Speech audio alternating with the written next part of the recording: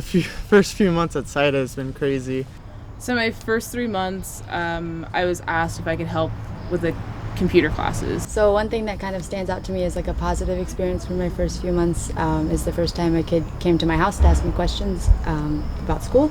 After about 1 month, I had only been teaching about 2 weeks, and we actually got evacuated because of the political situation on Zanzibar. So our school has a computer lab, and there's a teacher teaching already, and they asked me to focus on teaching the teachers. It was really cool to be able to talk to him, and he was actually a Form 4 student, so I wasn't even teaching him. But then I ended up returning and starting an evening club because school was still canceled, and it gave me a really good opportunity to start working in the community and actually starting to get to know the students. Eventually, by the end of a few weeks, I was able to get them to do lecture on the computer, access Microsoft Word, write a formal letter, write like a small report, also open PowerPoint, make a graph on PowerPoint, and both use those to apply to lesson plans. This is my counterpart, Frida Dominic, and she's project manager at Ilawola Secondary School, where we teach in the Njombe region. This is my volunteer, Kral Ho, from Peace Corps. We are also working in the same school, that is Ilawola Secondary School. And she's a cherishing person, so friendly. Yeah. So after our sessions yesterday, we did a lot of practice with Shikanami Kono, which means hands-on science. And it's a way of using all of the locally available resources in your class to get students to do things hands-on and to get very excited about science. The Shikanami Kono hands-on science group has been training both volunteers and their counterparts about how to apply hands-on science in their schools. So using different models and different teaching techniques, try and bring those back to their schools so they can teach their students in the science subjects better. We had a great time yesterday. Yeah, for sure. Frida was shouting in the room. We almost won the competition. Yeah. We were supposed to use aluminum foil. We were told to make a ship that for how long it can survive while carrying a huge load. Is that water? Oh!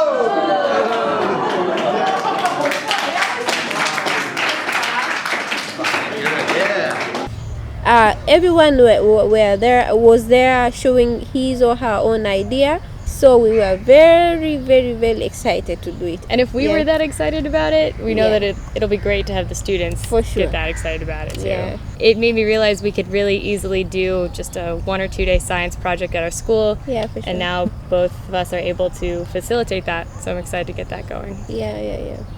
We've got a new school year starting up soon, so I'll be able to have my own class and really start with them, and I'll know where they're at. I really enjoyed the session about creating a respectful classroom environment.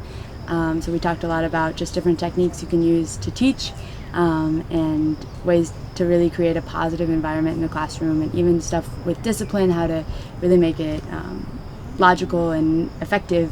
Today I talked about classroom management techniques and activities, which was helpful both for me to understand the way that other people teach. When you're at site, you're kind of alone in terms of seeing other people teach in some ways. So you can go to your school and you can see that, but you don't get to see the way other volunteers are teaching. I think that's exciting to be able to try to do things that other people have done and try out some of those suggestions and just ideas that people have come up with. And then being able to work with my counterpart is really awesome. Just being together with the counterparts was very beneficial. Because we've had a chance to now talk and engage outside of the classroom and outside of our normal environment. The process of picking a counterpart is pretty difficult. For me, Madam Frida was kind of the only teacher that came and talked to me in the morning and greeted. We started being able to have conversations. We went over to her house for dinner. She brought more food back to my house. So for me, it was a clear choice, but picking a counterpart is hard. Ninaitwa Nasor Salim Nasor, ni counterpart wa Mr. Alex. So the way I picked my counterpart was, first off, my school is very small. So I was very nervous because I had few teachers that I could even select from. Then I began to work at the school and began to talk to the different teachers. I started seeing who are the teachers that I'm actually hanging out with, who are the teachers that were talking about different things in the community and about life. Mr. Nasser has been there pretty much since the beginning. So we had a blast yesterday, coming out here and actually working on the farms. The answer is simple. The water should go where we want it to go.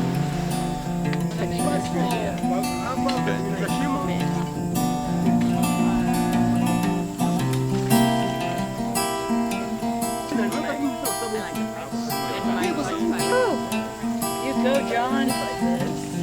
So that's all about the garden. Okay, at early service training, we have a food security track where volunteers learn skills such as these volunteers here, where they're learning how to bud, graft, and plant trees. These skills they take back to their schools, and they can begin tree nurseries at their schools where the saplings can be sold to the village, or the school can sell the fruit as an income generating project. Kuna miembe, kuna miti mengine mikubwa lakini nachelewa kutoa matunda. Lakini jana tumefundishwa hapa mbinu za kuweza kufanya budding na nini na kwa hiyo ile itatusaidia sisi kuweza kupeleka elimu tutakaporudi nyumbani kutokana na fursa hii tuliyopata. Mimi na Mr. Alex tutakaporudi nyumbani basi itakuwa ni walimu wazuri kuweza kuhamasisha wanajamii au wananchi wa kijiji chetu ili kuweza kufanya mambo kama haya mazuri. When we were going through our CEP questions, many people had the problem of irrigation as well as what to plant when and various things. So we're going to bring back all of that. So the CEP was a little challenging at first because I wasn't sure who to talk to about what, and a lot of the resources that they ask you to explain in your CEP I didn't actually have in my bill or at my school. So it was a lot of just talking to my teachers and asking about what there was, and also like taking them with me when I went to talk to other people. So they were really helpful. But once you kind of got people talking, it was pretty easy to get questions answered and to see where my bill was really rich in some things and was lacking other things. So CEP was a little difficult, but I kind of started slow. Definitely, I wanted to build relationships. I just made like small relationships with students. The teachers, I have a pretty open teachers lounge where everyone can just talk. But then just walking around in general. I also have a few Americans who live in my village who work for NGOs. And both of them have helped me out a lot in terms of kind of making that connection. My advice for future volunteers would be that just to kind of stick through the differences. Take a breath. I mean, everything is so overwhelming when you first get here. Getting to site after PST is great. It's really exciting.